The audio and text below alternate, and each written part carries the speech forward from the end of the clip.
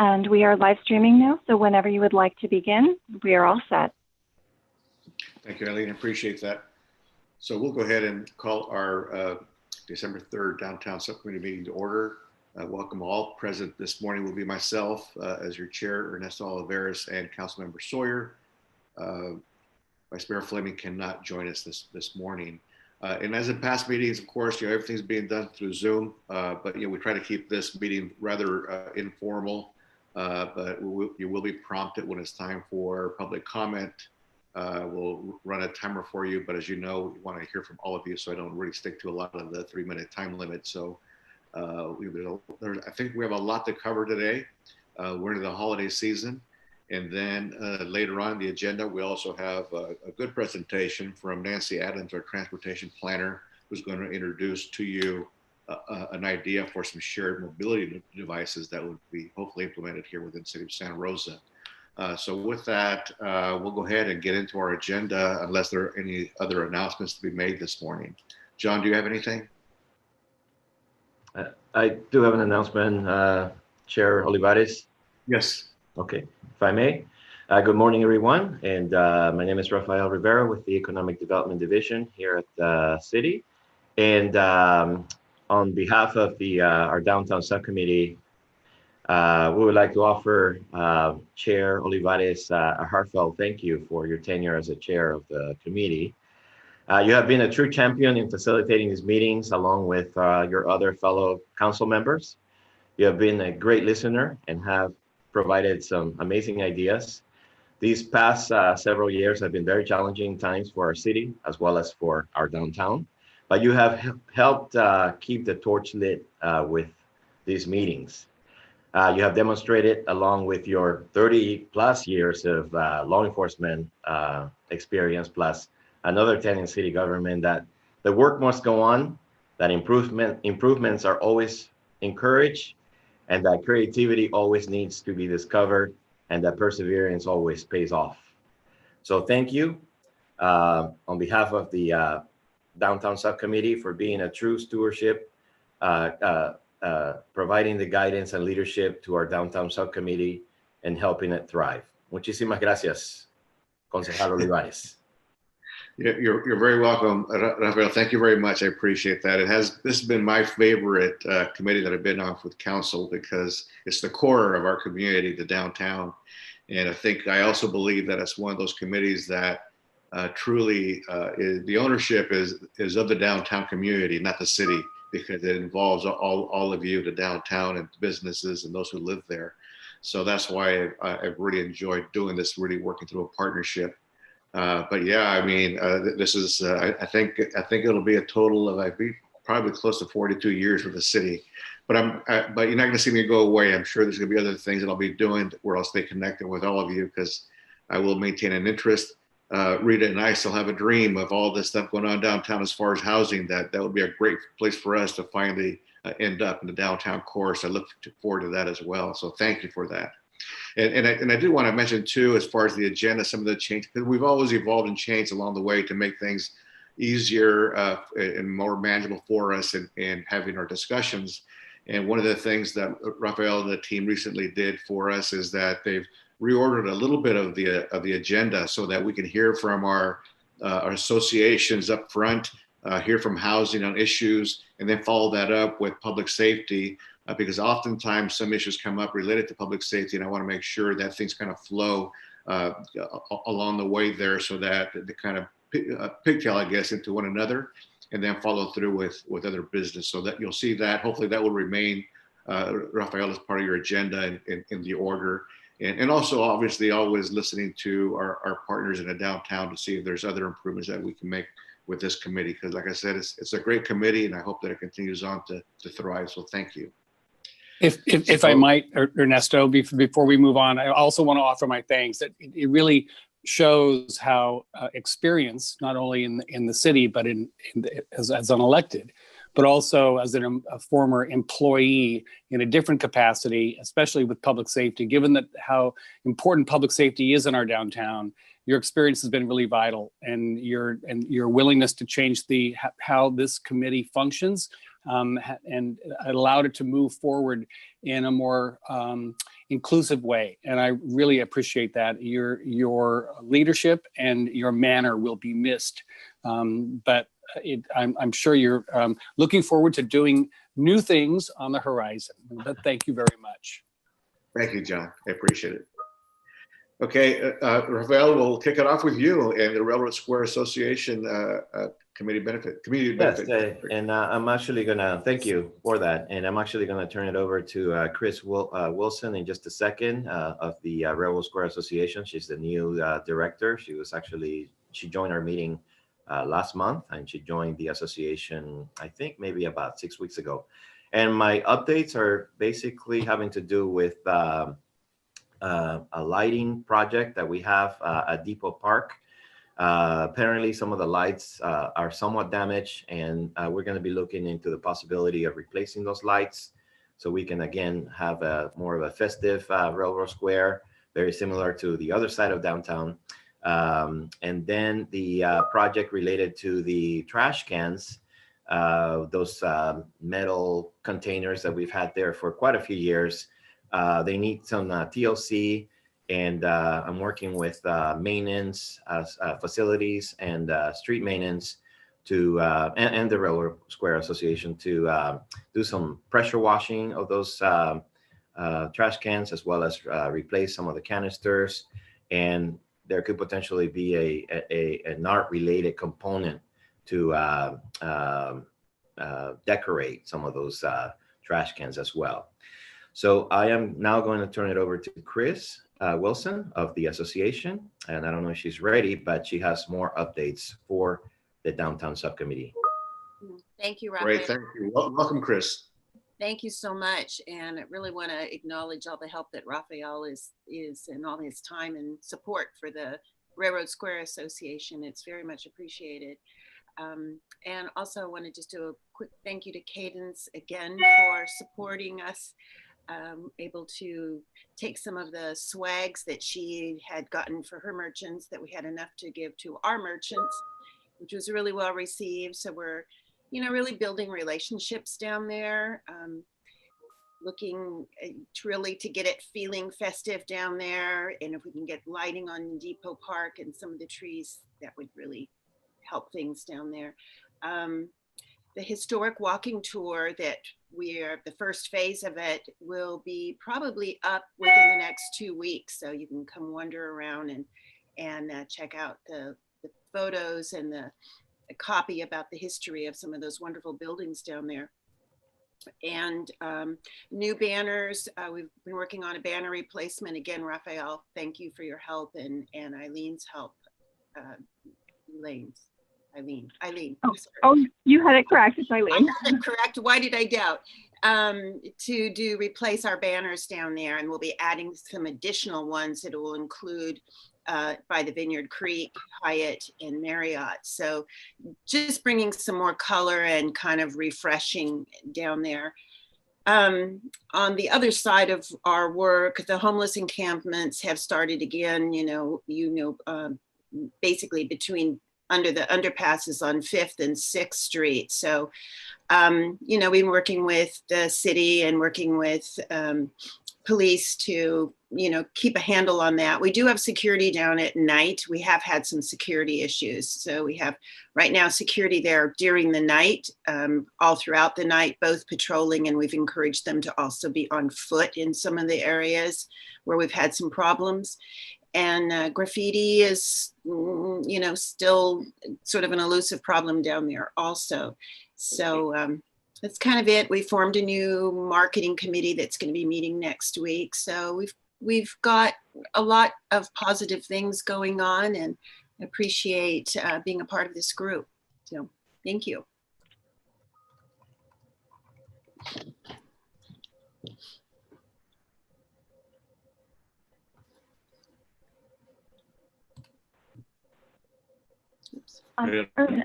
John, do you have any questions?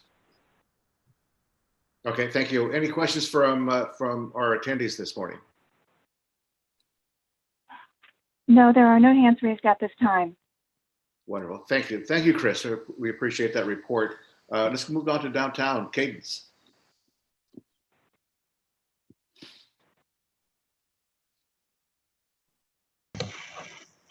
Can you hear me? Yes, Katie. Yes, you can. Something weird just happened on my screen. Good morning, everyone. I want to start by piggybacking on Raphael's comments and just thank you, Chair Oliveris, for your leadership and guidance and support of downtown. I hope that we do see you living down here in a couple of years once we've got more housing in place. I also want to say thank you to all the city staff who have helped with our efforts in the Courthouse Square area recently. So Tara and Jessica have been hugely helpful in getting winter lights running. Mark helped with our lighting and electrical work that we were able to do. Sergeant Wolf and his team have been spending a lot of time downtown, which we really appreciate. Raphael and Eileen, of course, Eileen is, Eileen can answer any question you ever have, and I'm so grateful for that, Eileen, so thank you. And then Margaret's been a huge help as well with getting all of our parklets permitted. So just really appreciate the ongoing support of our downtown and our small businesses as everyone's kind of really trying to survive the pandemic and likely heading toward another shelter-in-place order coming up soon. So all of this is all the city support. It's noticed by the DAO and it's noticed by our business owners, and on behalf of all of them, thank you very much. I also have to thank Kim, who has been really working just incredibly well with our business owners, taking into account what they're looking for in parking. She's made a lot of concessions to support them and their businesses and has been extremely supportive. So I just want to say a special thank you to her. Especially as she's getting ready to propose ongoing parking changes. DAO made a request and she was able to look into it and made it happen. And we're just really appreciative of that partnership and support from her. So I bet you all thought I was done talking about open and out, and I'm getting close. But we are basically wrapped up. We have a couple of art projects to go. Some of the last ones going in are some of the kind of most exciting. If anyone's been downtown and noticed the black columns at B and 4th, those are no longer black. Our welcome columns that say Santa Rosa Downtown now have a very cool abstract Sonoma County landscape painted on them. Those will also be on the pillars at E as well. I think that's getting wrapped up this week. And then we also have some mosaic installations going in the empty tree grates. So just about half a dozen of those are going to be replaced with some really cool local flora mosaic patterns that were put together by a local artist. So we're excited about those as well. Restaurants are still operating outdoors, as everyone has seen, and I think getting ready for whatever might come next. The 500 block is the only block that is still closed to the public. They are, sorry, not to the public, very much open to the public, closed to vehicles. And we are going to be meeting, I think, next week to talk through as a block what they'd like to see. So likely I'll be sharing with you at the next meeting what their feedback has been as far as what they kind of how they envision their block operating moving forward. So it'll be hopefully a good discussion and get some good feedback from them. We are now officially in holiday season and winter lights. We kicked off last week. We're able to, as Chris said, hand out some evergreen hangings to our business owners. We also gave them some window decorations, and as part of winter lights, kind of put all of our art installations in. I think we had 4 or 5 new art installations, one of which is a family scavenger hunt. Some are photo ops for people. The way that we've structured it really kind of enables it to stay open and available to the community no matter what happens with the next shelter-in-place order. So it's all outdoors. It's no touch, so people can just come and experience it whenever they'd like. And it is, meant to be kind of a family outing. So something to come do downtown for an hour. If you're comfortable shopping, if you're comfortable dining, of course we want you to patronize the small businesses if you're able to, but you can also just come and enjoy the art, do the little scavenger hunt, check out the Winter Wonderland in Jeju Way, and kind of enjoy the ambiance there. We also, as part of our decorations, The Engine is Red, created and donated some really great new banners that are up. Hopefully everyone has seen those. They're very custom. They feature downtown buildings and landscapes, which are just really, really cool. If you haven't seen them, look up and take a look on the polls. And then we have some other festive words in English and Spanish. I think we've got 5 different words. So it's a nice mix of banners for everyone to kind of take a look at as they're downtown. And then most excitingly, because I think I've probably been mentioning this in this meeting, I would guess for maybe 18 months, something like that, we finally got new lights and new festive lighting in downtown. So if you've been down and seen the redwood trees, they look really fantastic, lit up in the evening. And it lines all of 4th Street, and we're hoping to be able to continue that to go beyond 4th Street next year, hopefully. So that's really fun. If you haven't checked that out, please do, because it does look, totally changes the dynamic down there. It's really nice. Going to transition a little bit from the good news into some of the issues that we're dealing with. We do have 2 businesses that are closing. J Gallery and Caliber. Made Local Marketplace is relocating, and they cited rent and security and parking as their reasons.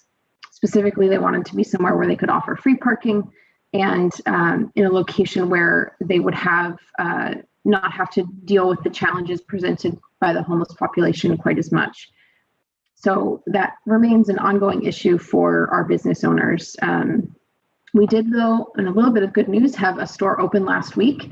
Amy Van Dyke opened the store next door, next door to E.R. Sawyer. Very cool little gift shop with local items and jewelry, and definitely worth checking out if you haven't been down there yet. Our Street Plus team, pretty similar report to last month. They continue to dedicate most of their time to issues with the homeless population downtown, especially those struggling with mental health issues. They have a number of folks they regularly interact with. Some they try really hard to connect to, but are just unable based on kind of where that person is. But the impact to our businesses has been really hard to combat. If there is someone suffering from a mental health issue, our team often spends hours with that person, whether it's just making sure that they stay safe, or it's talking to them, or it's trying to get them help. And that is, part of the reason that they are downtown, and they want to ensure that everyone gets what they need. But it also means that they get taken away from their regular work, which could either be managing requests from business owners or routine maintenance. And it has been detracting from how much they've been able to do, the amount of time they've needed to dedicate to our homeless population recently. So it's something that they're very aware of, we're aware of, and are grateful that we can keep working with the city and Catholic Charities and Sergeant Wolf and his team to try to address these issues and really limit the impact to our businesses downtown.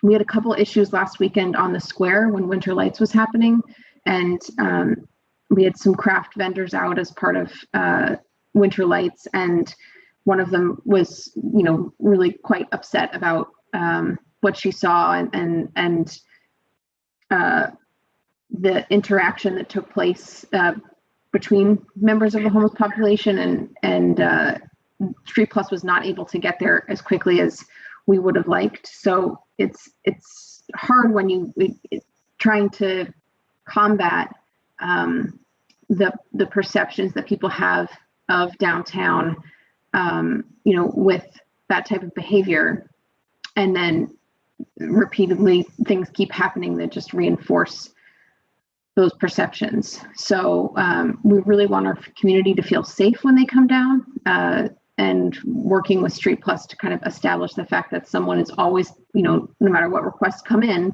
someone has to have eyes on Courthouse Square at all times, really, for it to be a safe place for people to come and visit.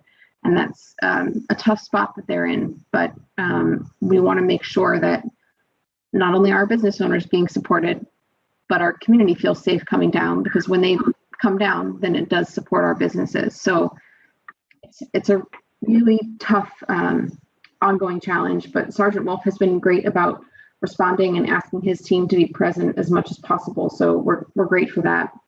But again, it is a huge ongoing issue that needs more resources and attention as we move forward. And I'll just give a really quick wrap up, unless anyone has any questions, a brief update on the Osawa Fountain. So we're still hoping to break ground soon with a few more pieces to iron out. So we don't have a firm date yet, but I do hope that I'll have that for you at the next couple meetings. Thank you, Kate. Really appreciate that. Remind me again how many Streets Plus team members you have down there? We currently have, the team is made up of 5 people. We're 1 short right now. We had one leave last week. 2 are outfitted as security guards. So they work kind of the afternoon, evening shift. And then we have 1 manager, and then 2 are more sanitation and maintenance based focused. Got it. Thank you. Thank you. And I'll ask this of Sergeant Wolf too when he gives his report too, but I wanted to learn a little bit more about the interaction between police and your Streets Plus team. You're talking about some of them managing or trying to handle some folks downtown with mental health issues. The question I would have, and you don't have to answer now, Sergeant Wolf, because you'll be on in a second, is that what do they understand at what point to make that transition? You know, they have limitations on what they can offer, but at what point would they call in police to take over that interaction to try to find some sort of solution? So we'll talk more about that later on. And then Raphael, just for you, for a future meeting, I would suggest too that. And again, dealing with our homeless population in the downtown and throughout the city, is think about at what point we should invite the folks from Caritas Village to come in and give an update on that project, and kind of maybe have a meeting in the future focus just on homelessness. I know we've had some new reports out related to the homeless count. There's a lot of new information that's out there. And I think it'd be worthwhile to have that discussion with this group, because that will continue to be a topic of discussion. But I think knowing what's happening, what is being done real time would be helpful for the group. John, do you have questions? Not a question, just a comment. I agree with your concern and Cadence as well with when does an individual cross the line and move into the necessity of a second level of attention. And so I look forward to Sergeant Wolf's report and how we can perhaps more firmly delineate what that line is. If there seems to be a question about that, it would be, I think we need to be diligent when knowing when to make that second call. Thank you. Thank you. Thank you. Any members of any of our attendees have questions or comments on this item? Yes, we do. We have Mr. Bernard Schwartz. I will allow him to speak. Just one moment. Thank you. Welcome, Bernie.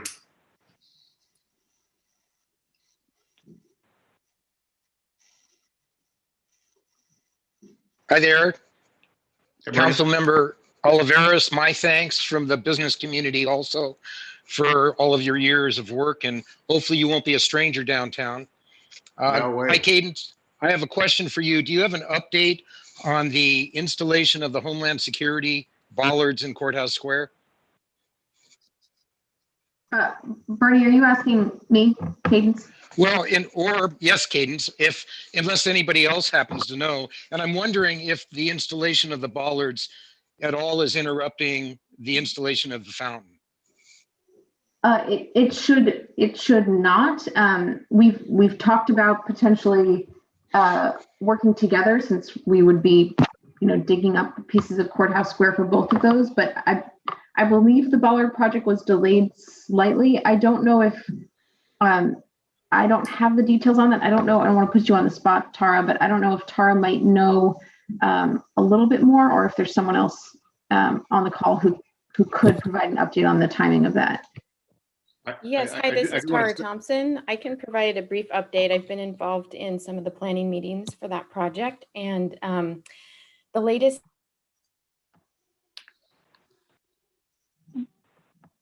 Hi, I'm Tara. I'm sorry, I just got kicked off. I'm back, I believe. Can you hear me? Yes. Okay, great. Sorry about that. I don't know what happened. So the latest that I believe is that the project is nearing the completion of its design phase for the bollard installation. It's a project being managed out of Public Works, and I believe the timeline that I last saw had the bollard installation beginning late January, potentially beginning of February, with construction, demolition construction, and then having the project completed by March. So we don't exactly know the timing for the fountain, but the areas where the construction will be, obviously the north end won't have any impacts, but the south end, there may be some overlap. So we will just be making sure that both projects are in communication with each other about the footprint of each construction zone that they'll be working within, and that we're coordinating from that point of view. So. Thank you. Thank you. And from my recollection, and Councilmember Sawyer, correct me if I'm wrong, when we discussed the bollard at council meeting, we did talk about coordinating with a fountain when that installation was going to proceed. Is that correct? Correct. That was my recollection as well. Thank you. Good. Other questions? Yes, Mr. Frazier is on the line as well. And Mr. Frazier, I will, if you could let us know if you would unmute.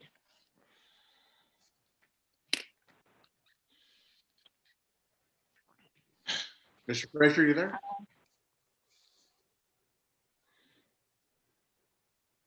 Mr. Frazier?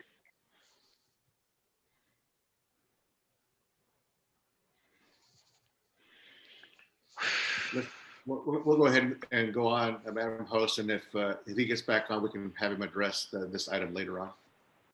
All right, sounds good. Thank you. There are no additional hands. Thank you. Okay, so Kelly Kuykendall could not join us this morning, so we're going to have Sergeant Wolf will go ahead and cover a little bit of the homeless piece along with his public safety update. Sergeant Wolf. Yes, so a few things to report on. I believe it was mentioned earlier, but we are diverting our attention, some of our attention from the camps so that we can keep a better eye on the downtown area, just taking into account the importance of the holiday season and the shoppers and whatnot. Cadence has been great, and so have the members of Streets Plus as far as letting us know about the issues that are going on. In fact, some of the Streets Plus people have the direct phone numbers of my team, and they'll call them directly. They're very good at recognizing when the situation is more than they may be able to handle. Another thing we did recently, we went in and checked in with a number of business owners, both on the east side and in the Railroad Square area. We've had several direct meetings with them and identified some issues, some related to the underpasses, which I'll get to in a minute. We made progress with some issues that I mentioned at previous meetings. Comstock Mall, the area behind Max Deli, kind of that entryway from the parking garage, Max Deli, and then the walkthrough that goes to Courthouse Square. We're still making daily passes there. 4th Street and D Street specifically has been better since the benches were removed or disappeared. I'm not sure which. I hear mixed things, but either way, since they have been removed, we've seen an improvement in that area. Courthouse Square, there is definitely a group of homeless people that loiter there, and periodically one or two of them will cause issues.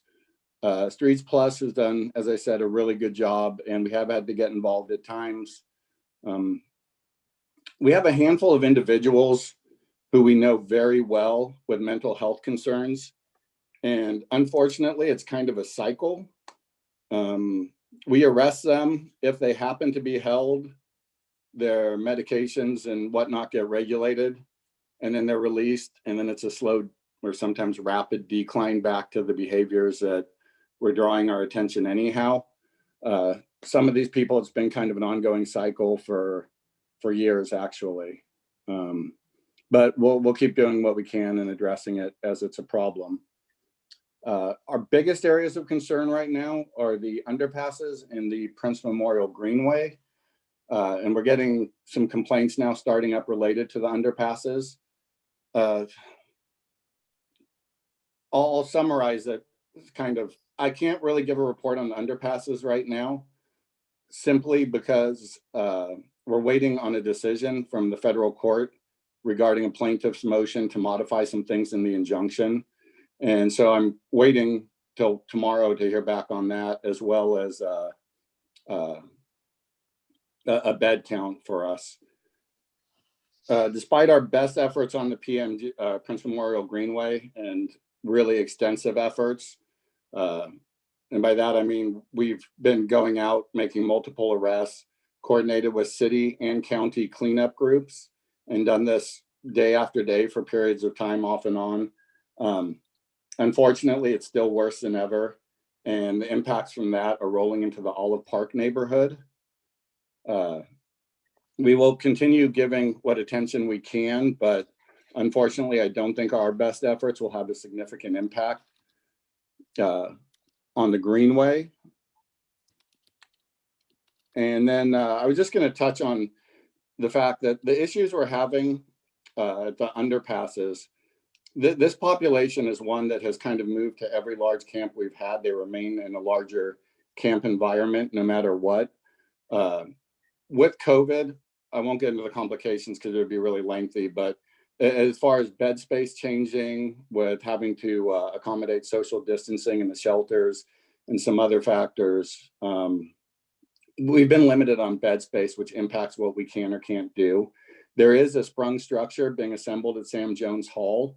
However, what we've learned from our experience with this particular group, and this is a long experience now, about 3 years and probably 10 or 12 camps, we've seen great success with the Finley social distancing site and the few that we were able to coordinate with the county regarding the camp at Los Guilicos.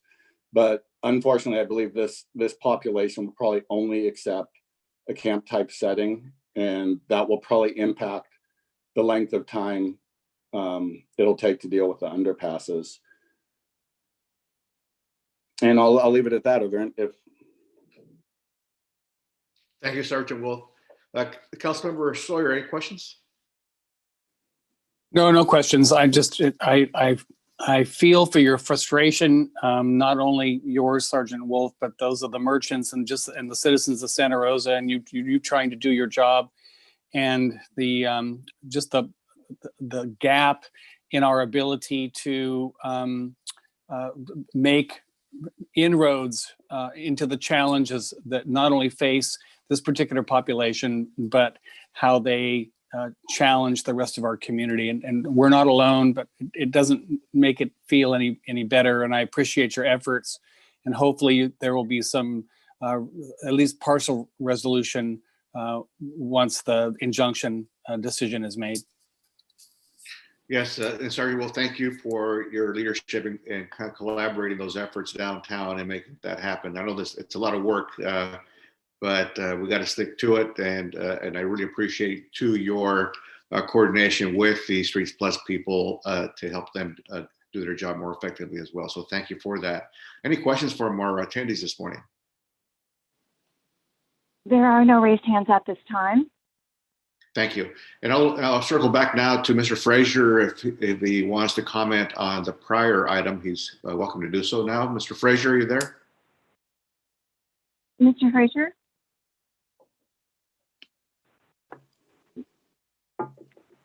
You are unmuted if you'd like to go ahead. Mr. Frazier?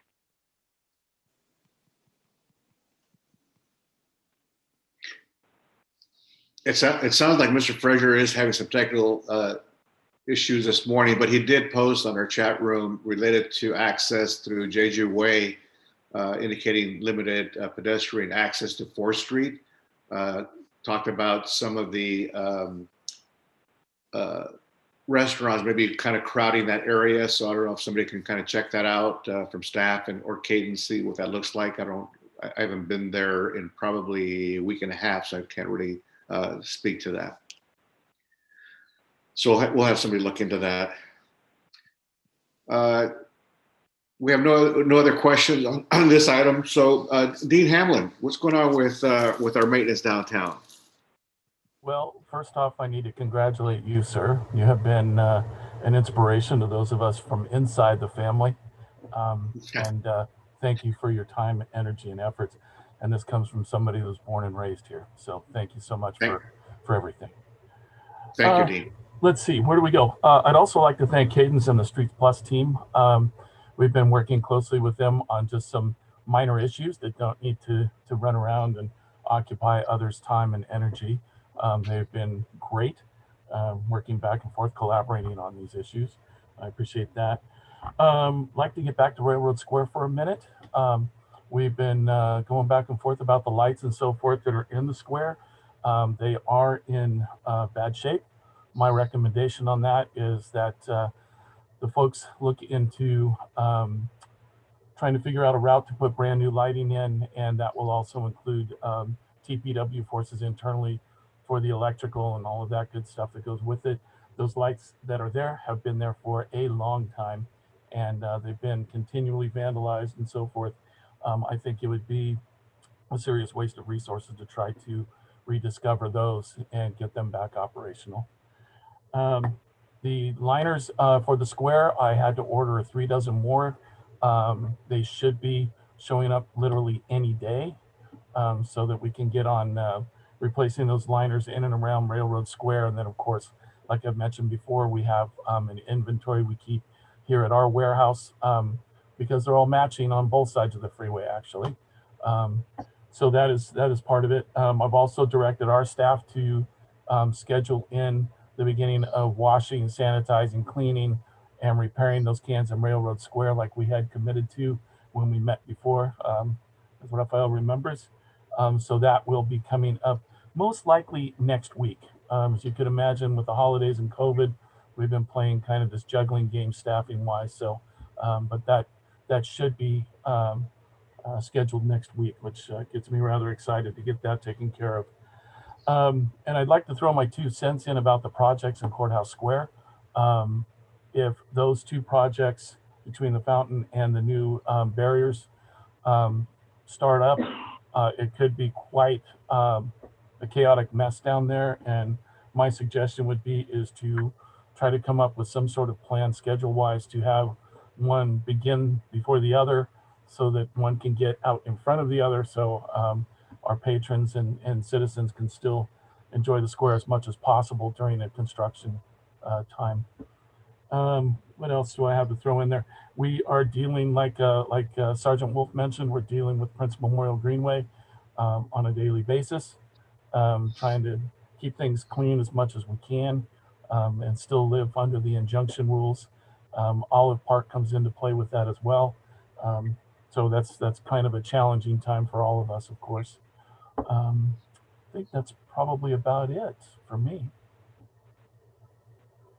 Great, thank you, Dean, for staying on top of things downtown and other areas, including Railroad Square. John, questions for Dean? No questions, just thanks. Thank you, Dean, and your entire team, because it's a big responsibility and lots of challenges, and I appreciate it. Thank you. Thank you. Questions or comments from our attendees this morning? There are no hands raised at this time. Thank you very much. Take care. Okay, we're gonna transition to our presentation for this morning. Again, I mentioned Nancy Adams from our transportation planner is going to be sharing the shared mobility devices project that's coming before council again pretty soon. But we wanted her to have an opportunity to share this with our downtown group.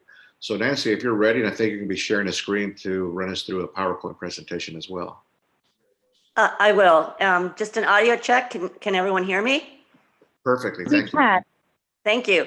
So before I get started, I also want to add my really heartfelt appreciation for all your leadership, Councilmember Oliveras, through these many years, and congratulations on new and great opportunities as you move forward. So with that, I will begin a short presentation. As Councilmember Oliveras mentioned, I made this presentation to the council during a study session in November, and I did receive some great feedback from the council during that study session. And one of the suggestions that came about was continuing my Zoom journey of this item. So I'm here today to share a little bit about this initiative that we're looking towards occurring in Santa Rosa. And so I will have a presentation that we'll run through, and then be happy to answer questions from any of the participants. And I'm always available, outside this Zoom meeting if folks want to follow up with me individually. So with that, let's go to the next slide, please.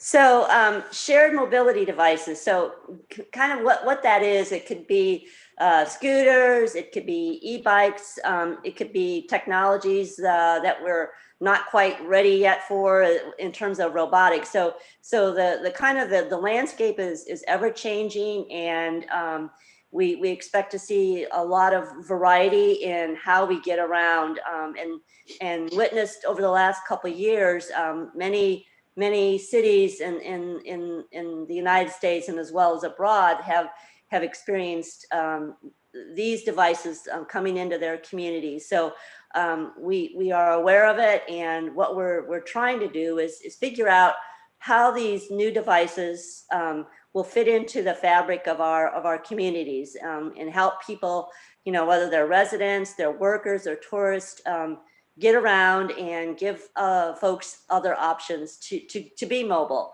So with that, of course, with opportunities, there's always challenges.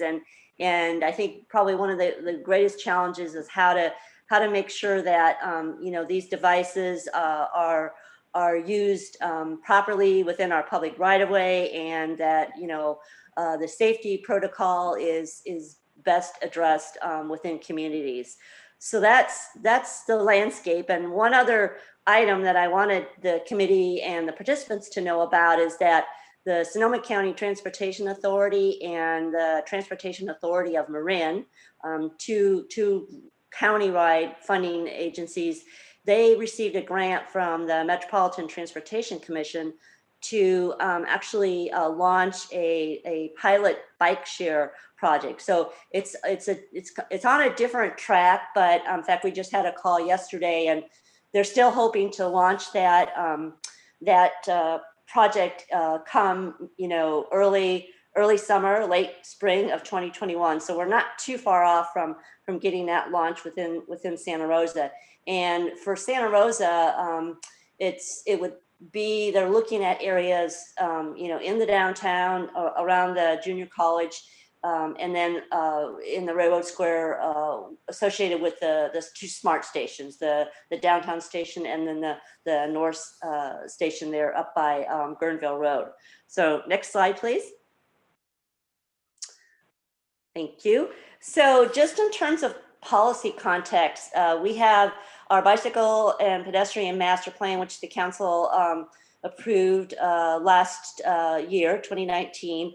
And there's a mode share aspirational goal that we're trying to reach there by 2025. And certainly this would help support that goal.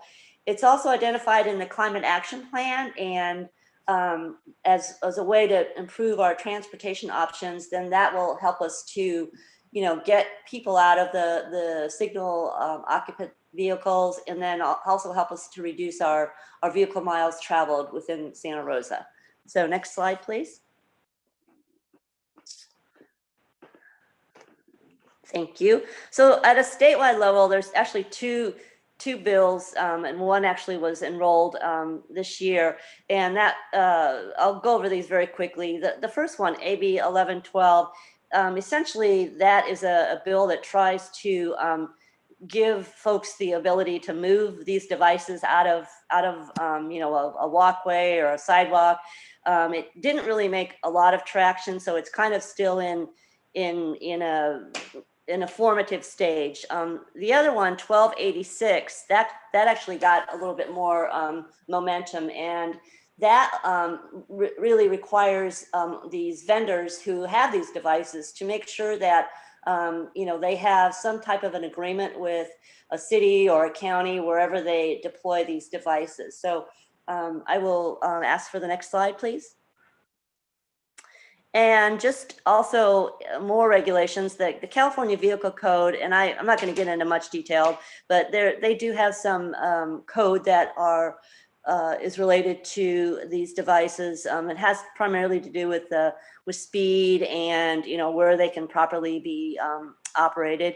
And then Santa Rosa also actually has some code in existing ordinances, and essentially that language really addresses prohibiting these like scooters and things that are skateboard oriented within the downtown, specific areas of the downtown.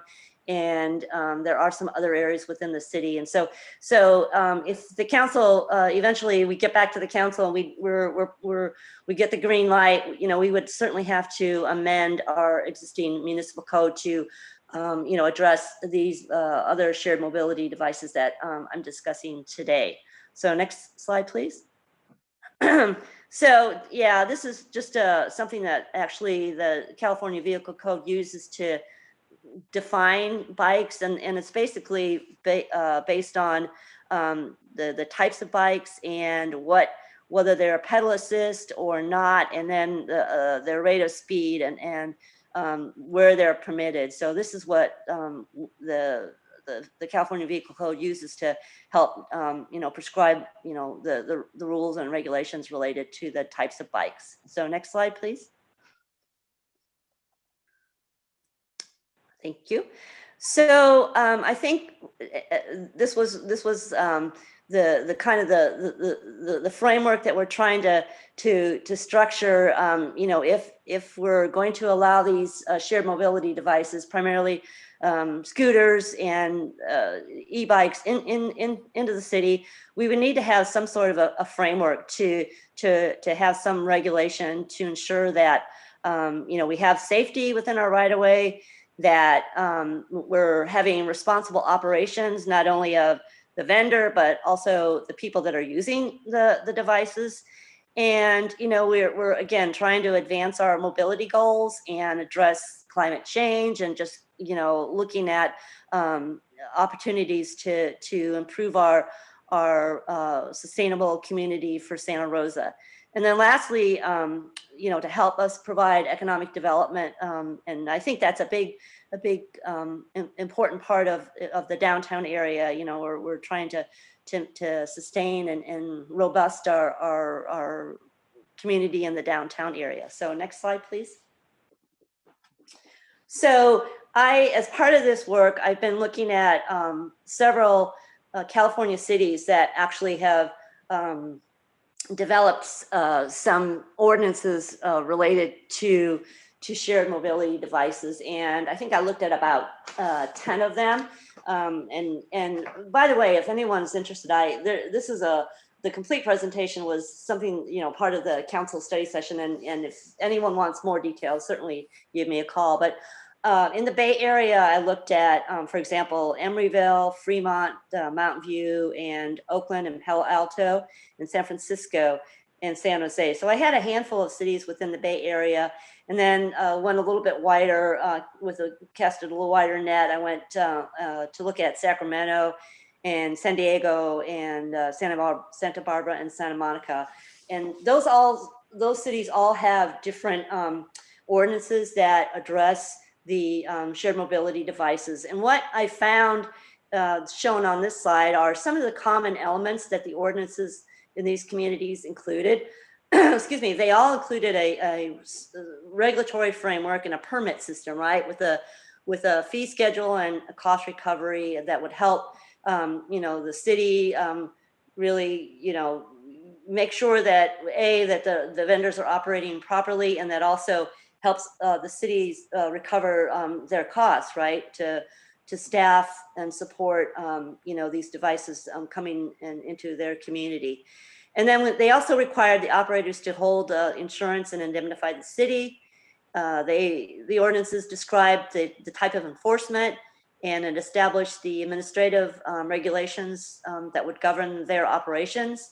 And then it also looked at compliance with state, federal, and local law, and ensuring that those things are addressed. And then lastly, a handful of them, excuse me, also looked at and included some language about designating parking areas. And so I would ask for the next slide, please. So yeah, this would be, there's two slides on this. These two slides talk about what type of permit regulations would be considered as a process is developed. So we would want the vendors to make sure that they describe and present the scope of their operations to Santa Rosa. We want to ensure that safe operations is addressed, and again, where these devices are parked and how they're redistributed would need to be included. An operations and maintenance plan would need to be included, and the last three really have to do with how they interface with the community. So what's that community service model look like, and what's their community engagement and education business model, and really how do they address equity requirements and making sure that these devices are available and accessible to all populations within the community. Next slide, please. Some more. So the last few here are has to do with the data sharing and reporting, and that's been something that's come up is if they have this data, we want to ensure that the users are protected, and that we are able to access the data from the vendors, and a lot of that's really good information because it helps us determine how successful these devices are. Where are people going with them? How what's the use, and are they using them to go for recreation, or is it to get to work, or is it to get to the smart station? So it's a valuable information, but we just need to ensure that that the privacy of the users are being protected. And I think that was that it's been well demonstrated that it can occur with some of the cities that I've talked to. So and again, compliance with our laws, looking at enforcement, and then accessibility to people with disabilities, and then looking at what if we're going to establish as part of the permit, what would be deposits, what kind of fees and penalties if we would assess for being not in compliant with the regulations. And then lastly, again, having the insurance and indemnification pretty much included and spelled out in the permit regulation. So next slide, please. So let me see. This is a slide that actually I included in the council study session, and it just gives you a flavor of some of the things that I wanted council to weigh in on there in November, and they did give me some guidance on the first one. There was a consensus that if launching this in a pilot mode would be desirable to see how it works, and then go back and evaluate it. So I did get that guidance from them. I did get some interesting guidance on where they would be prohibited, not only from the council, but I also got some interesting feedback from this item was presented to our Bicycle and Pedestrian Advisory Board in November.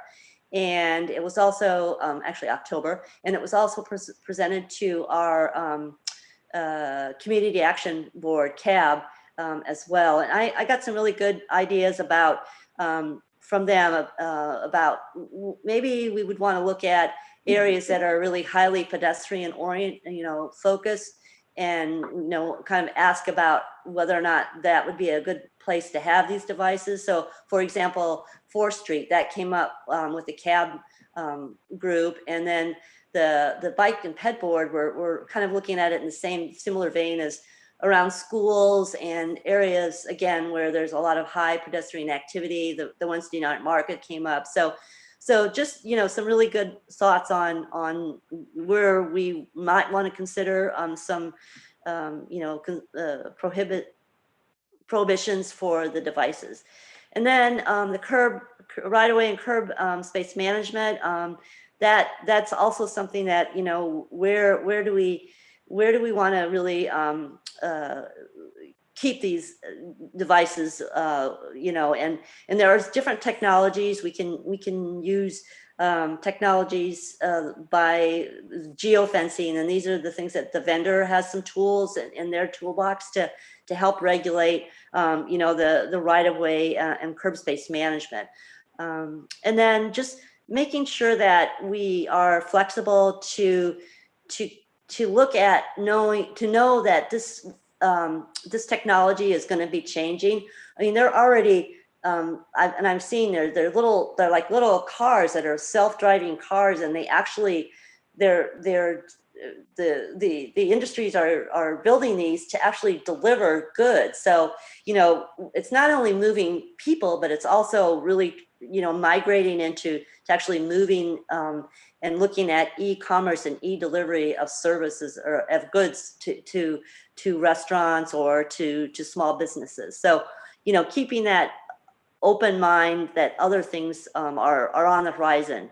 And then let's see, we talked a little bit about the transit integration and got a lot of support from the council on making sure that, that is something that we really, make sure that getting access to SMART and trying to interface with our city bus is pretty important.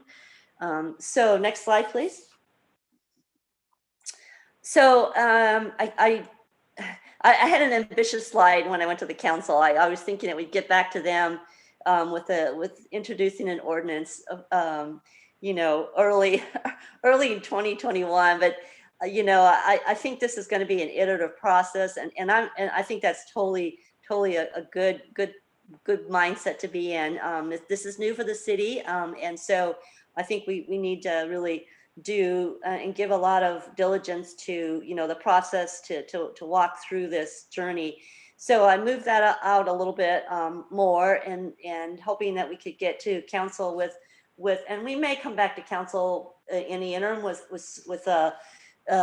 maybe a permit process that we would have drafted up and get some feedback from them, and then come back for an introduction to an ordinance late summer, or late spring, early summer, and then try to get a tentative regulation process in place by the end of 2021, which may fall into 2022. So just knowing that there's a lot of steps on this journey that we need to make sure that we touch on as we move forward. So next slide, please. So I guess the only thing I would add on my next steps is actually I did have a chance to talk to Cadence, and she's on the call today. And not only am I making this presentation to the downtown subcommittee this morning, but also have talked to Cadence about making a similar presentation to the Downtown Action Organization. And I think that's we're targeting December 16th. So I will be making a stop there. And then I think as well, Cadence suggested that I might want to also reach out to Chris Wilson from the Railroad Square area and see if I can somehow connect up with their group as well. So, it's pretty exciting. It'll be a new thing for us for sure. And I guess I will stop there, and I would be happy to answer any questions and hear any feedback from this group or the participants on the call. So thank you. Thank you, Nancy. Appreciate that, and I can hear your excitement and enthusiasm with the project. And I know this is your baby, and it's going to move along very well. Thank you for that. And again, we're still early on in the stages, but it's also exciting to see something coming our way that will be kind of one of those post-COVID things that we have in our community, which is great. So we're planning now. So there's plenty of time still for input and tweaking of this project. But we wanted to start here by making sure that this group had an opportunity to get a peek at what's coming your way. So with that, Councilmember Sawyer, do you have any questions? I know we have this at council, but any other questions from you or comments? We did, and I didn't have an opportunity to thank you, Nancy, for your presentation again. And I did not have the mind to ask when we were first given the presentation, are there grant funds available for paying for the pilot program? What is that? What does that entail? Who's going to be paying for the pilot?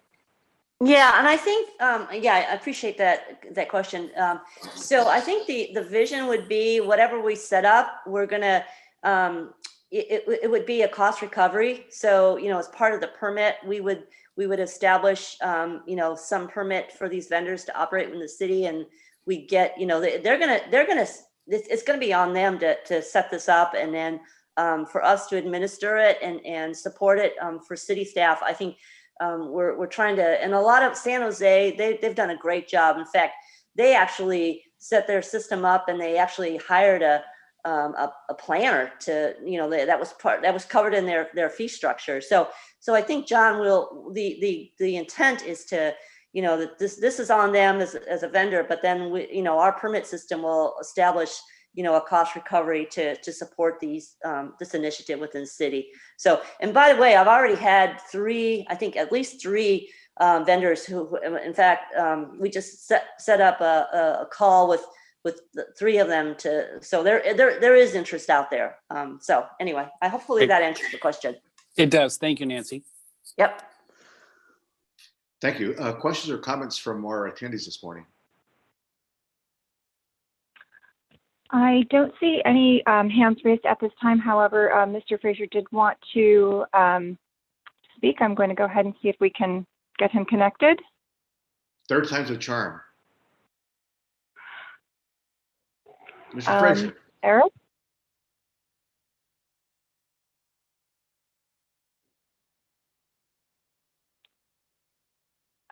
Unfortunately, it does not appear that we are getting volume. Okay. Mr. Frazier, we apologize. And again, going back to the prior item, you did post that on the chat. I know staff received that as well, so they will look into that for you. But again, my apologies for you not being able to join us with your audio. Any other questions or comments from our attendees? No, there are no additional hands raised. Thank you very much. Okay, so thank you, Nancy, for that. And everyone, please watch this as it develops and moves along over the course of next spring as well. So let's move to our permitted events and public art. Tara? Hi, thank you, everyone. Again, this is Tara Thompson, Arts and Culture Manager for the City of Santa Rosa. I have an update regarding special event permits as well as public art program updates. As I shared last time, special event permits remain suspended. And so the only exception to that are certain activities that are allowable under current COVID restrictions. So we continue to permit the open and out street closure, use of Courthouse Square and other public spaces downtown for the open and out activities, which are now transitioning into winter lights activities, as Cadence shared. So that permit currently extends through January 31st. The other permit we are currently able to issue is for a drive-through toy and food drive in Railroad Square, which is happening this Saturday. That is, again, allowable under the current restrictions.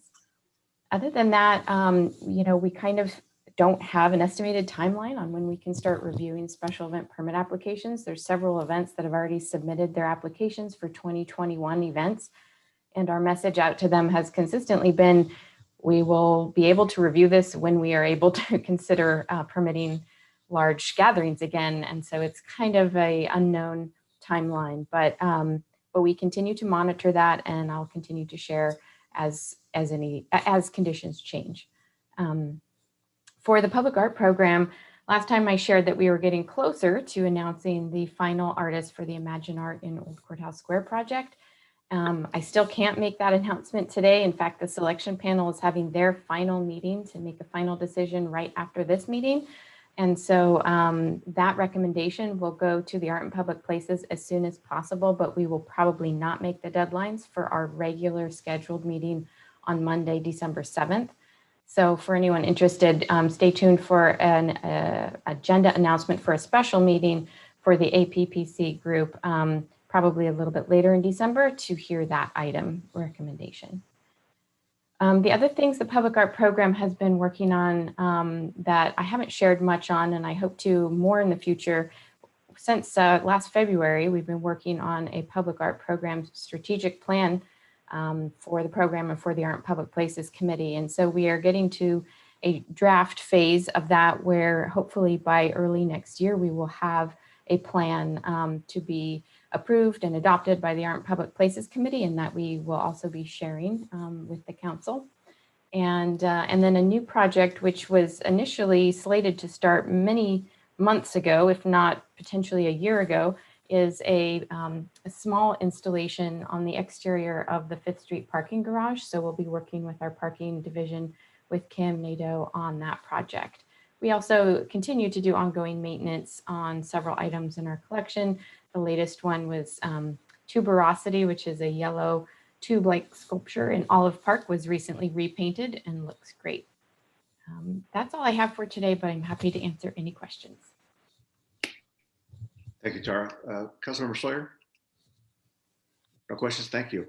Any questions or comments from our attendees this morning?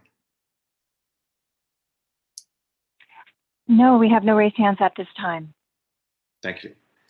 And any new attempts from Mr. Frazier? He is on the list. I will attempt to unmute him one more time. Eric, if you have, we'll give you another try here.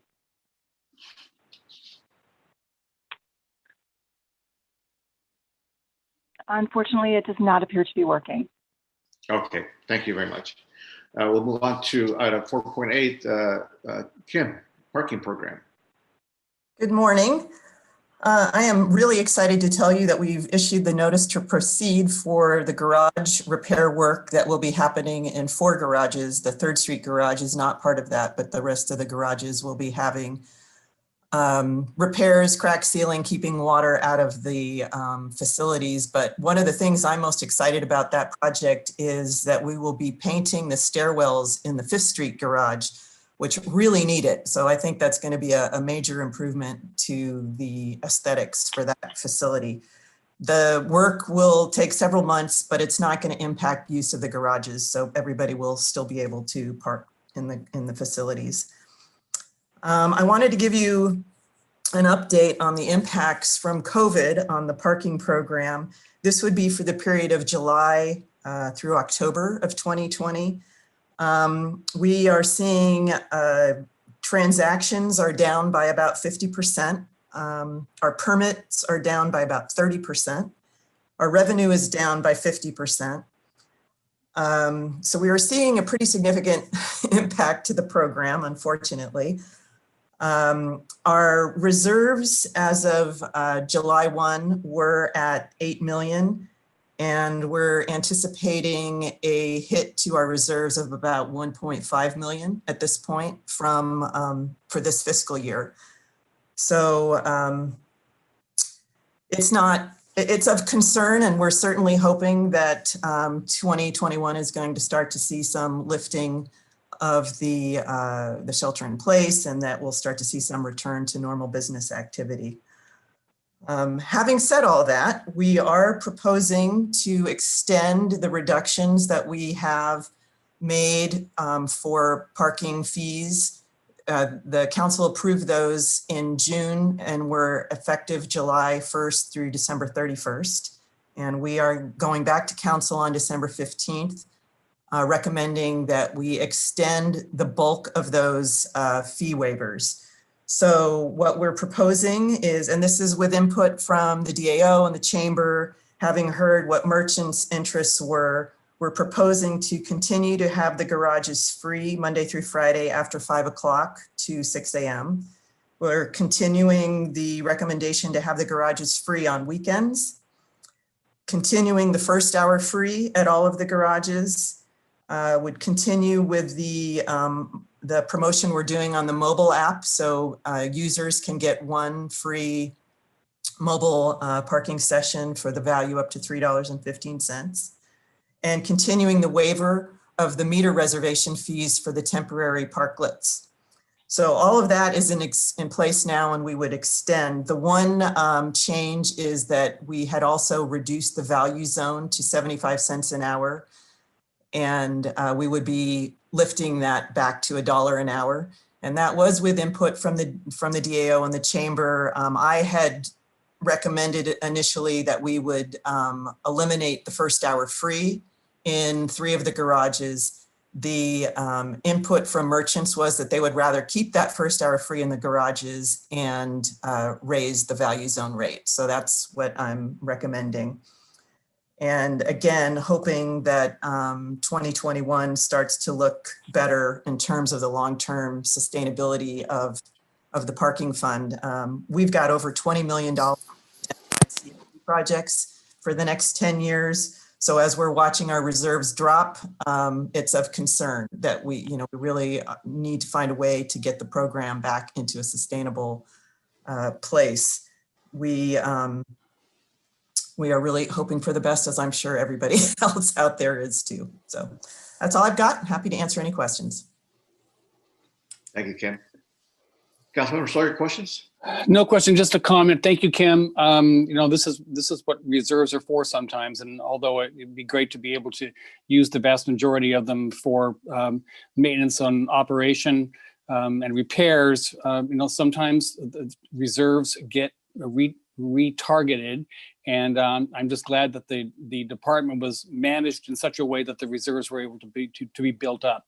So thank you for your effort, and I'm glad to hear the repairs and maintenance going forward on the other garages, regardless of the financial situation we find ourselves in. So good luck, and hopefully things will start turning around in the near future. Thank you for your work. Thank you, John. Any other questions or comments from our attendees this morning? There are no comments at this time. Oh, I apologize. Mr. Schwartz would like to make a comment. Thank you.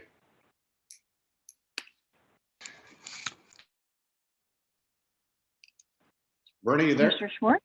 Yeah, I'm here. Can you hear me? Yep. Kim, I just wanted to thank you on behalf of the merchants for your flexibility. I know that the department is facing tough times, and we all are, but the fact that you made these concessions is very meaningful to us. And so thank you again.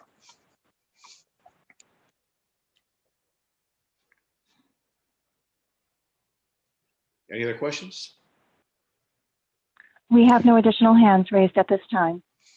Thank you very much. And we have no matters held in committee. Do we have any other department reports from staff? And it looks like we have none. So that will conclude our meeting for today. And again, I just want to thank all of you for the privilege to have worked with you over the years in our downtown. And again, I'm not going to be a stranger. I will be here to continue to support all those efforts that are happening downtown and in Railroad Square. So thank you all. And with that, our meeting is